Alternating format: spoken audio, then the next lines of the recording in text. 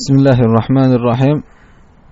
Agar ayol kishiga eri WhatsApp orqali SMSda iddingni chiqaraver, yashamayman desa taloq tushadimi debdilar.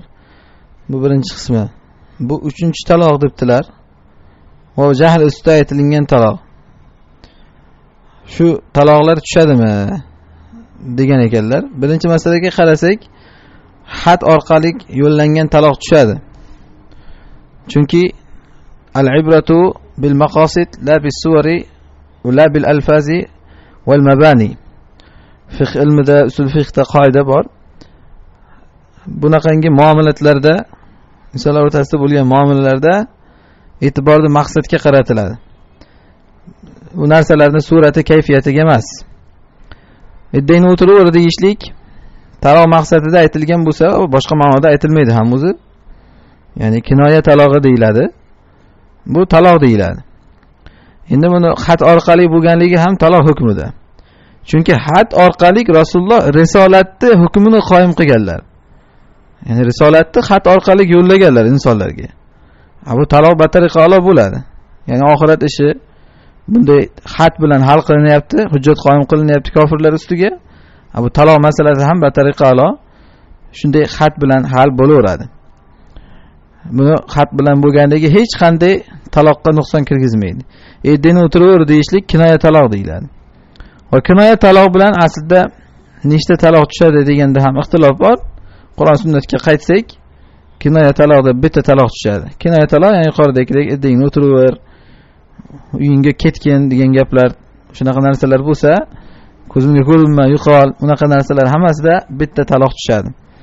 Agar undan oldin hali taloq qilmagan bo'lsa, hech qanday bunda muammo yo'q, xotinini qaytarib oladi, yashaydi. Va xuddi shuningdek ikkinchi taloqni shu uslubda beradigan bo'lsa ham, bu hozir ikkinchi talog'i bo'lsa, bunda ham qaytarib oladi, hech qanday muammo yo'q.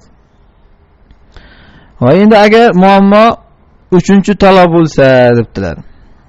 Bu hozir uchinchi taloq ekan, jahl ustida aytgan ekan. Oldin tushunib olish kerak, har qanday taloq ham o'zi jahl ustida bo'ladi. Hech kim o'ynab kulib xotinini taloq qilib yormaydi.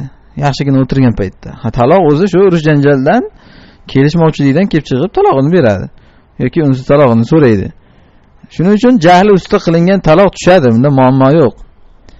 Ig'loq ustida qilingan taloq tushmaydi degan qavl bor fiqhda, so'z bor. Ig'loq degani inson jinni bo'lib qolgan. Shu g'azabdan jinni bo'lib qolgan, hech narsani bilmaydi.